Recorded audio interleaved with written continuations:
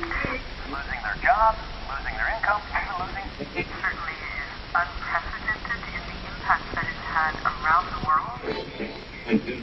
Thanks for joining us. I know we're surrounded by uncertainty.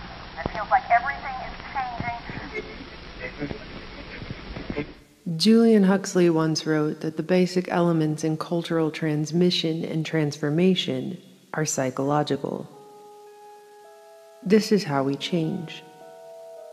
Since time immemorial, high rituals have been performed to transform reality. Ritual, a spiritual psychodrama of conscious, deliberate actions taken to facilitate change.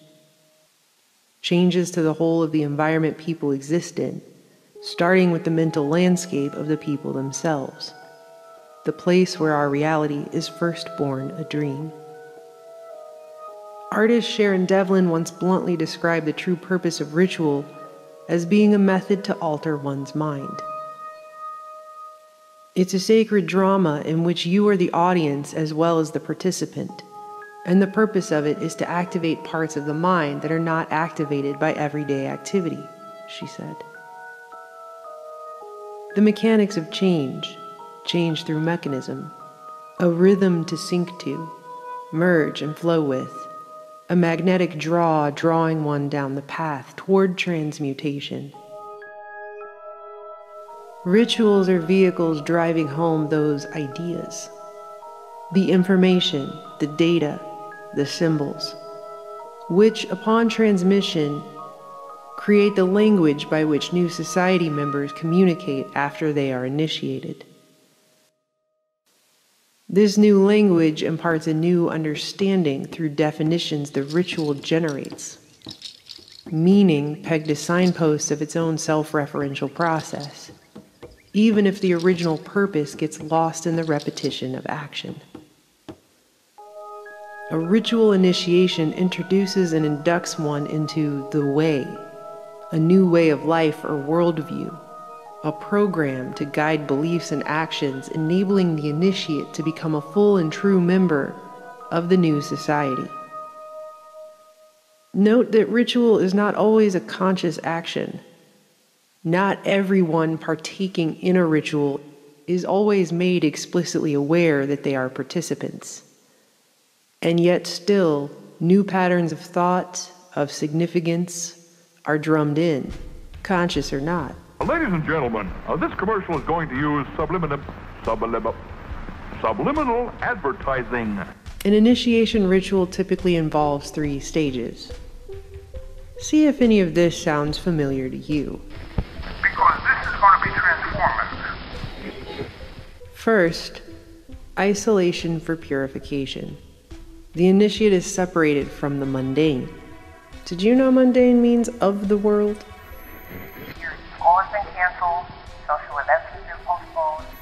The initiate is largely removed from the otherwise familiar persons, places, and things one is used to, in order to be cleared of them. Stay home. Protect yourself. Protect our system.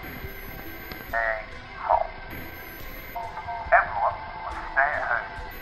We have to stay home because if we don't, stay home, stay safe.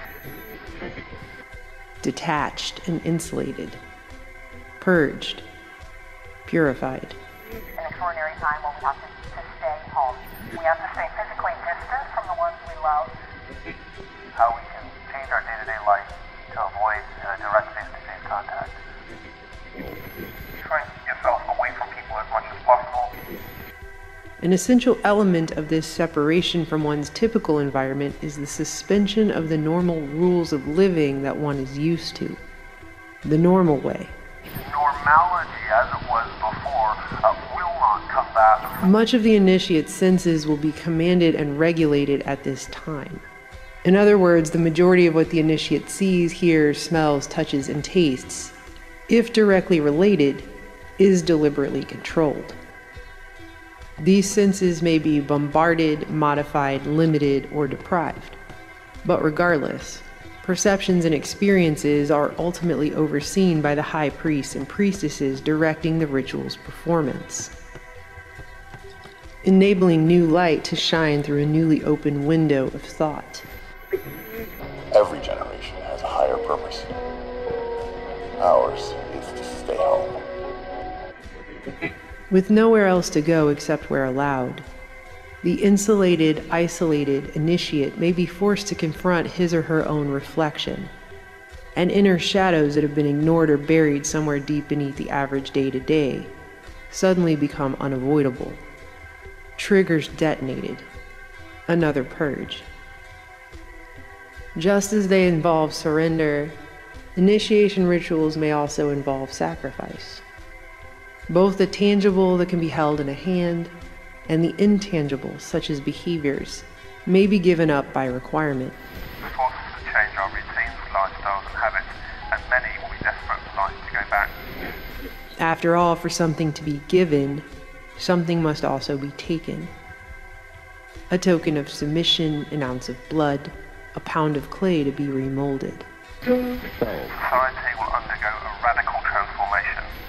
Whether dramatically overt or deceitfully subtle, the ritual reinterprets. A new definition given. Training in the form of new behaviors and knowledge, including myths and codes. Our world is filled with codes, pacts, user agreements, subliminal messages. Necessary for new members to function properly in the society they are being inducted into, are all imbued at this time. Repetition is typical, as its use helps hammer the spell home. The new normal? The new normal. We have to accept the new normal. The wearing of masks may be required. Masking has traditionally played an important role in rituals of this kind. Meantime, New York City has joined Los Angeles, advising residents to cover their faces. Well, we've already seen a big jump in the number of people wearing masks. Well, they've announced that anybody who is flying on the plane is going to be having to wear a mask. See here right behind me, about half the folks in line at this market basket right now are wearing masks. Today there was a mandate that went into effect across the entire country to wear a mask. Enabling and hastening the suppression of ego to help facilitate a death of the old identity before the identification with and manifestation of a new one. Disguised under a mask and hidden away, the initiate is more easily able to transcend the self, pushed further toward that invisible line between the physical and spiritual realms. The fear that we have, the anxiety that we have, that's not just going to go away. Trauma is another aspect of this kind of initiation, and most especially to personalize the fear of death. People are dying, and nearly 6,000 Americans have died. Sometimes the act of dying is even ceremonially role-played. The dark beyond the darkness. The yawning abyss. I thought I was going to die, and I've never been faced with death before. Only after death is confronted can the initiate be symbolically resurrected, reborn anew. To go to sleep in one world and wake up in another. While the process that is playing out is quite coordinated and sophisticated in reality, it may be executed in a purposefully confusing manner. Thanks for joining us. I know we're surrounded by uncertainty.